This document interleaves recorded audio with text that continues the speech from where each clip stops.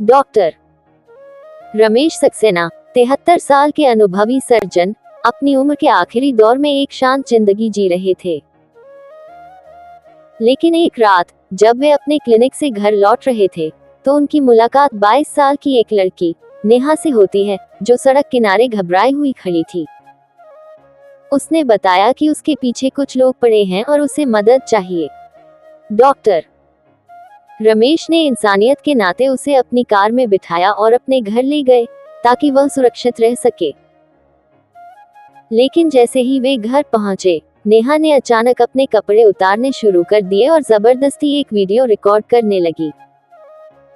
इससे पहले कि डॉक्टर कुछ समझ पाते, 3 नकाबपोश आदमी घर में घुस आए। ये सब एक सुनियोजित योजना थी। नेहा और उसके साथी हनी ट्रैप गैंग का हिस्सा थे, जो अमीर और बुजुर्ग लोगों को फंसाकर ब्लैकमेल करके लूटते थे। उन्होंने डॉक्टर को धमकाया कि अगर उन्होंने पैसे नहीं दिए तो यह वीडियो वायरल कर दिया जाएगा। डॉक्टर रमेश सक्सेना की आंखों के सामने अंधेरा छा गया।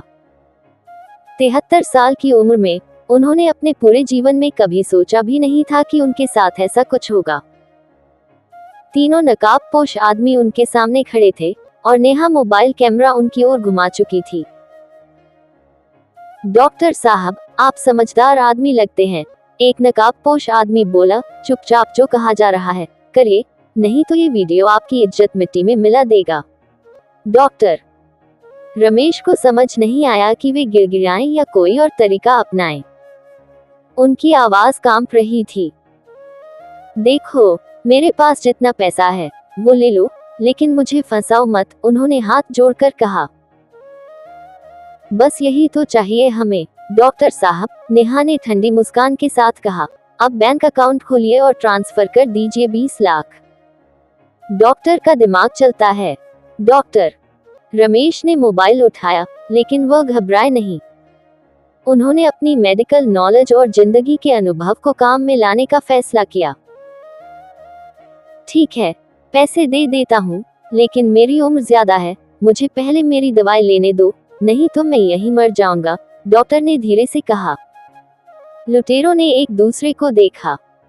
नेहा ने कंधे उचकाया और कहा, ठीक है, जल्दी करो। डॉक्टर अलमारी की ओर बढ़े और वहां से एक छोटी शीशी निकाल ली। यह उनकी हॉट की दवा थी, लेकिन इसमें एक खास तरह का बेहोशी का पाउडर भी था, जो ऑपरेशन के दौरान दिया जाता था। उन्होंने झूठ मूठ की घबराहट दिखाते हुए शीशी को खोला, थोड़ा पानी में घोला और कहा, अगर नहीं पीऊंगा तो हार्ट अटैक आ जाएगा। फिर उन्होंने पानी पी लिया और थोड़ा जमीन पर गिरा दिया। कुछ ही मिनटों में डॉक्टर की सांसें तेज चलने लगी। उन्होंने अपना सीना पकड़ लिया और जमीन पर गिर पड़े। नेहा और लुटेरे घबरा गए। साले, मर तो नहीं गया? एक आदमी चिल्लाया। अगर ये मर गया तो पुलिस आ जाएगी, दूसरा डर के मारे बोला। नेहा झुकी और डॉक्टर की नब्ज चेक करने लगी, लेकिन तभी डॉक्टर रमेश अचानक उठे और नेहा के चेहरे पर पूरी ताकत से पानी फेंक दिया, वही पानी जिसमें बेहोशी की दवा मिली थी। नेहा चौंक गई, उसका सिर घूमने लगा। इसी दौरान डॉक्टर ने टेबल पर पड़ा कांच का लैंप उठाकर एक लुटेरे के सिर पर दे मारा। आह! लुटेरा चीख पड़ा। बचे हुए दोनों लुटेरे डॉक्टर पर झपट पड़े, लेकिन डॉक्टर ने अपने बचाव के लिए अलमारी से स्टील की रॉड निकाली और एक के घुटनों पर मार दी। वह दर्द से कराहता हुआ गिर पड़ा। अब सिर्फ एक लुटेरा बचा था। उसने डर के मारे डॉक्टर पर हमला करने की बजाय भागने की कोशिश की, लेकिन डॉक्टर ने अलमारी में रखी पिस्टल निकाल ली, जो उन्होंने कभी अपनी सुरक्षा के लिए खरीदी थी। हिलने की भी कोशिश मत करना, डॉक्टर गरजे। लुटेरा वहीं रुक गया और तभी डॉक्टर ने पुलिस को फोन कर दिया। पुलिस कुछ ही देर में आ गई और तीनों अपराधियों को गिरफ्तार कर लिया। पूछताछ में पता चला कि यह गैंग पहले भी कई बुजुर्गों को इसी तरह लूट चुका था। डॉक्टर रमेश ने चैन की सांस ली। ये घटना उनकी जिंदगी का सबसे बड़ा सबक बन गई। अजनबियों पर इतनी जल्दी भरोसा नहीं करना चाहिए। डॉक्टर रमेश सक्सेना ने सोचा कि यह मामला यहीं खत्म हो गया, लेकिन असली खेल तो अब शुरू हुआ था। सर, हमें आपसे थाने चलकर बयान दर्ज करवाना होगा, इंस्पेक्टर शर्मा ने कहा। डॉक्टर ने सिर हिलाया और गाड़ी में बैठ गए। पुलिस तीनों अपराधियों को पकड़कर ले जा रही थी, लेकिन रास्ते में एक अजीब बात हुई। नेहा, जो अब तक चुप थी, अचानक मुस्कुराने लगी। क्या हुआ? इतनी खुश क्यों हो? पुलिस कांस्टेबल ने पूछा। नेहा ने धीरे से कहा, डॉक्टर साहब, आपको लगता है कि आपने हमें हरा दिया? डॉक्टर रमेश ने उसे घूर कर देखा। तुम कहना क्या चाहती हो? नेहा ने गहरी सांस ली और कहा, बस ये समझ लीजिए, खेल अभी खत्म नहीं हुआ है। खेल पलट सकता है। थाने पहुंचने के बाद पुलिस ने पूछताछ शुरू की, लेकिन यहाँ मामला उल्टा पड़ने लगा। नेहा ने पुलिस के सामने एक अलग ही कहानी पेश कर दी। सर, डॉक्टर साहब ने ही मुझे घर बुलाया था। नेहा रोते हुए बोली, उन्होंने जबरदस्ती मेरे साथ, और जब मैंने विरोध किया तो इन्होंने हमें फंसा दिया। डॉक्टर का मुंह खुला का खुला रह गया। ये झूठ बोल रही है, सर। ये सब मिलकर मुझे ब्लैकमेल करने आए थे, डॉक्टर चिल्लाए। लेकिन नेहा की आंखों में आंसू थे और उसकी आवाज में मासूमियत। इंस्पेक्टर शर्मा उलझन में पड़ गए। अगर डॉक्टर साहब सही कह रहे हैं, तो सबूत क्या है?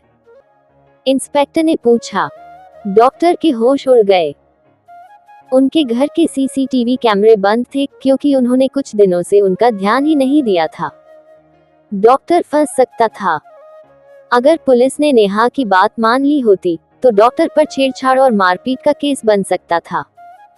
लेकिन तभी डॉक्टर को कुछ याद आया। उन्होंने तुरंत अपने दोस्त वकील आदित्य मेहरा को फोन किया और सारी बात बताई। आदित्य ने पुलिस स्टेशन पहुंचते ही कहा, इंस्पेक्टर साहब, अगर डॉक्टर रमेश ने कुछ गलत किया होता, तो उन्होंने खुद पुलिस को क्यों बुलाया? इंस्पेक्टर शर्मा ने सोचा, ये बात सही थी, लेकिन फिर भी नेहा का आरोप गंभीर था। असली सबूत मिला।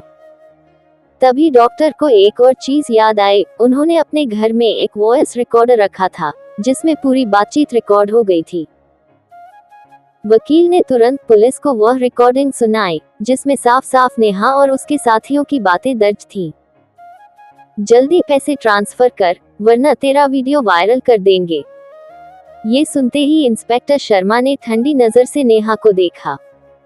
अब क्या कहना है? उन्होंने पूछा। नेहा का चेहरा सफेद पड़ गया। उसके साथी पहले ही घबराए हुए थे। पुलिस ने तुरंत तीनों को सलाखों के पीछे डाल दिया। डॉक्टर रमेश को राहत की सांस मिली, लेकिन ये घटना उनके लिए एक सीख थी। हर किसी पर आंख मूंद कर भरोसा नहीं करना चाहिए।